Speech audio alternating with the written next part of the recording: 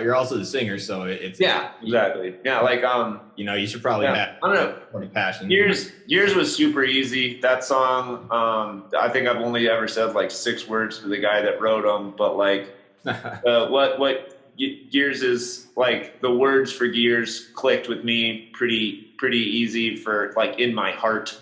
So I was able to do that one pretty easy. Expectations was stupid hard to record and learn. Yeah. For me. And people really like that song, but if hopefully we'll have a new record out soon and people will really like that, and then I won't have to do Expectations anymore.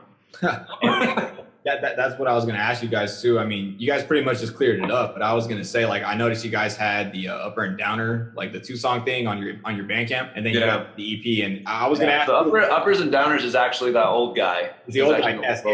Yeah, that's what I was going to ask. I was like, those songs sound produced differently, and they also sound like it's a whole different vocalist. And so that's what I was going to ask you. We didn't have our trumpet player, or the trumpet player wasn't with us for Uppers and Downers also. So true. The trumpet player, was that the dude that was in the park with you in the video when you guys announced the new lineup video? No, that was a saxophone player that used to be with the AOKs for a while and was with us for like 1 show, and then we do 3 shows. 3 shows. But yeah, so that was brief. We probably could take that video down at this point. I saw it. I was like, this is tight because they're playing with that joke of, you know, drinking and eating pizza at the park. Yeah, I'm like, it was a fun video to shoot and everything, but like, yeah, you know, 50% of it is irrelevant. Gotcha. And like, I think the YouTube algorithm auto plays it after the Lodo deal. Yeah, that's what happened. Well, I was gonna say. Oh, sorry. No, go for it, bro. Go ahead. Our trumpet player, our current lineup is in our music video for Keep Lodo Off of South Broadway. Yeah. So everybody in that video is in our band, except for maybe the staff of the place that we got kicked out of while filming that video. Yeah. Two-thirds of those places in the video were great. One guy was an asshole. No, yeah, that's the trumpet player and me we were college buddies here, and then we both moved out of state for a few years, and then we both moved back kind of the same time. Yeah. And he came to see us at the 5 Iron show and was just like a jazz masters player. He's very good at jazz, and we were able to nab him because he had just moved back to town. He didn't have anything better going on. Hey, you know, whatever. Yeah, we lucked out. Yeah. So, and then we tricked him into being friends with us, so he still plays with us even though he's. That's dope. That's dope. Yeah. I was gonna say, if that trumpet player was a trumpet player on all your guys' stuff, he's killing it. Man. He's killing it. He's great. I forget what song it was. It wasn't on this EP. It was on the It Looks Like Fun EP, but I'll get to that later. But on track 4 at the end when he hits those like 3 high notes, you know what I'm talking about? Yeah.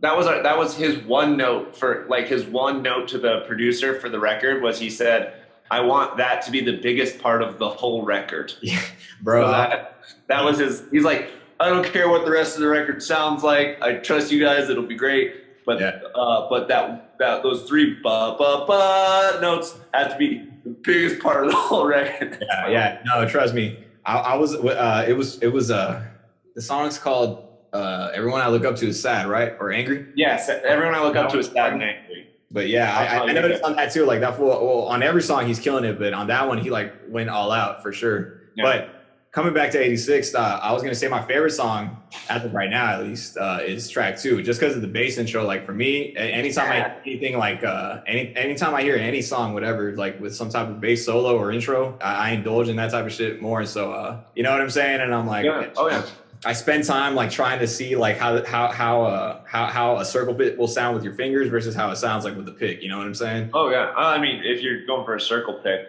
and again, I'm biased because I come from the metal world, but it's pick all the way. Okay. That whole song, I'm sure that Leslie would be super stoked to hear you say that, because that whole song was kind of like written around what was happening, that whole like bass solo. Yeah. So that thing just really like, she just had this idea, which was great. And then I just kind of took what she was doing and then put chords to it, and the whole thing kind of like rolled out because of that moment. And whenever she, she's got some solid ideas whenever she brings stuff to the table like that. So yeah, I like that shit. I appreciate it big time.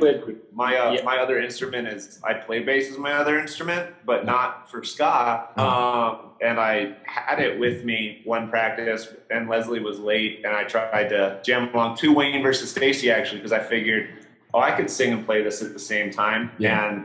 And we spent the time until Leslie showed up with Andrew and Zach explaining to me why you can't just chug eighth notes under ska. So, Yeah, I know. I got you. Appreciated Leslie, but that was, learned something that day about. Yeah.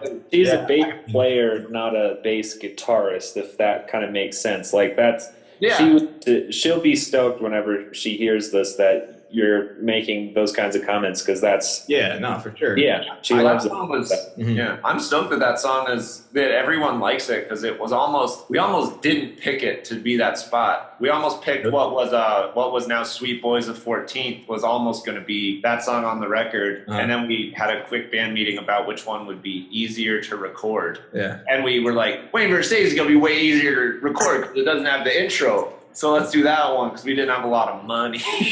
I got you. So that, I remember I specifically was pushing very hard for Boys, because we had just finished writing Boys, and I was really feeling it. We'd been playing Wayne versus Stacy for the whole time, and I was just wasn't as exciting. So really happy that it turned out the way it did, and everyone liked the first. That was probably the first time I think I've ever played a show. Or that was the first song I think I've ever played with as a band where I've seen the whole room jumping in tandem with the band So that's always a cool feeling with those firsts, or the first video where you can hear people singing it back. That's it's a crowd favorite, and I love that song. Now I was really pushing for it to not be on that record. That's what's up though. I love that song. Yeah, you guys already talk me through expectations, so I'll just skip that. But track 4, Missed the Mark.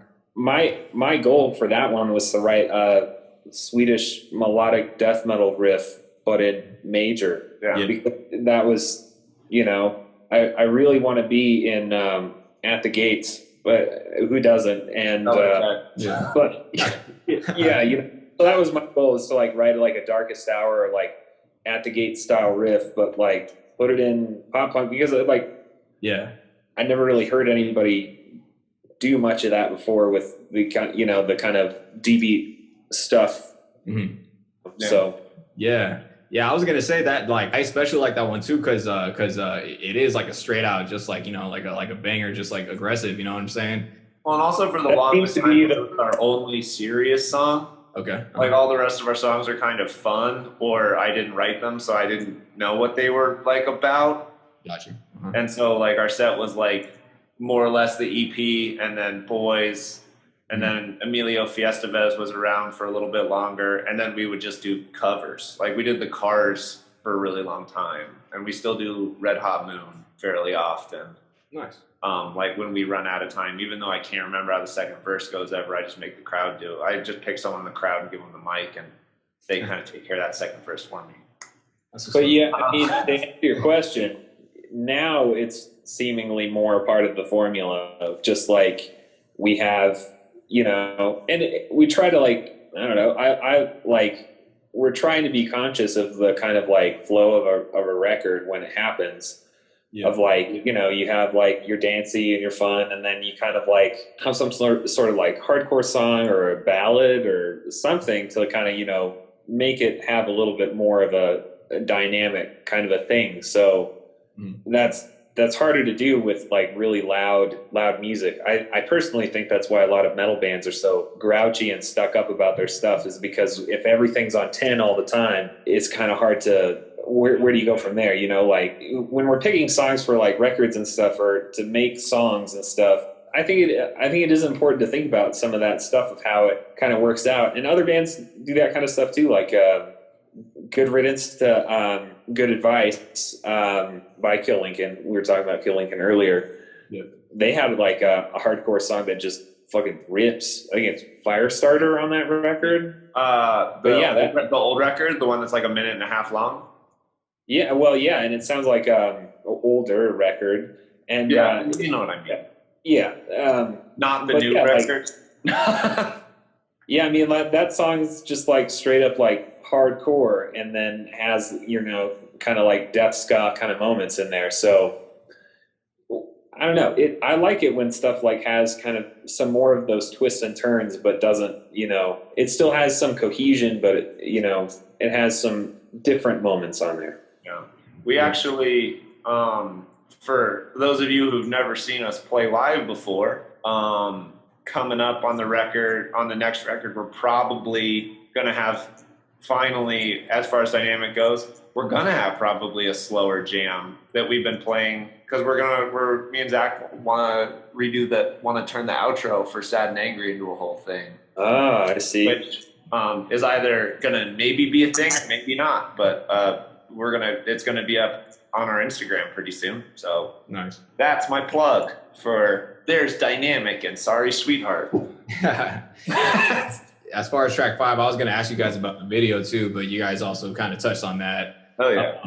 One question I have about the lyrics, because I couldn't understand what you were saying, but when you were saying taking cheap shots, like what? Like, oh shit, like Todd Bertuzzi. Oh, okay. So you know what I thought you said? What? I thought you said taking cheap shots like Hunter Helmsley. Oh, okay. You know who Hunter Helmsley is? That's better than the other way it was misheard, which people kept thinking there's our trombone player's, I guess, wife now. Okay. Thought it was Taco Tuesday for the longest time, and I thought it was Hunter Helmsley for some reason. Yeah, Hunter Helmsley. Yeah.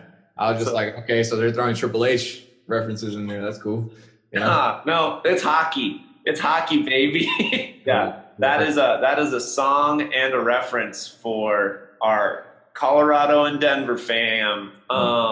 There was a horrible incident in like 2008, I want to say, where a hockey player for the Vancouver Canucks, Todd Bertuzzi, cheap shotted one of our young guns, one of our rising stars, pushed him down, and then broke his neck and ended his career in arguably the worst cheap shot in the history of the NHL. Yeah. And I still haven't gotten over it. It's been 10 years. I mean, it sounds serious, you know? But it's the cheapest shot I could think of, and also it rhymed. Yeah. So, and I mean, that whole song is just a shout out to Denver and a reference to Denver here, because the town here it's very different than it was in 2008, and even before that, it's kind of even more different now than it was when it was written. Three Kings is done. R.I.P. Three Kings. Yeah, one of the bars, because the whole thing is just like getting kicked out of bars on this particular stretch of road that we love down there, because it's kind of being and it being more and more gentrified down there. But with the whole COVID thing, like some of our favorite spots, like Three Kings, which we mentioned, and we filmed our video there. Yeah. The Skylark shut down. Did you see that? Yeah, I heard it got bought by someone who's going to keep it cool. Maybe not as rockabilly as it was, but still cool. I don't know. Find out. Yeah. Find out later. But I mean, the point is, like, a lot of them, or Lodos. Gin Mill is actually cool to us, but every time I go there, something gross and creepy happens, and I don't like it. It's just near the marquee. That's fair. But yeah, like, that whole song is like a shout out to Denver and like trying to deal with like the problems of gentrification here with all that kind of stuff happening, which is a shame, and it's only getting worse with the coronavirus and everything right now. So also about my friend Brent's 21st birthday, which was I wrote those lyrics for a southern metalcore band that I was going to front at first for a while. Yeah. And then that didn't work out, obviously. So the first half about drinking yourself to death, I thought was going to be like a drink myself dead or something like that. Didn't work out, thank God. And then the second half of the song with the big hook is more what we worked on all together to make it super earwormy and added the Denver parts because so it's kind of a funny song because it is very much two halves in my mind anyway. There's like one like party core half and then there's like one like fun shout out to the city that we knew and loved it as it was, that we stole the title off a little plaque that hangs above this death metal brewery called True Brewing. Shout out to True Brewing that says keep Lodo off of South Broadway. So they're doing great in the pandemic.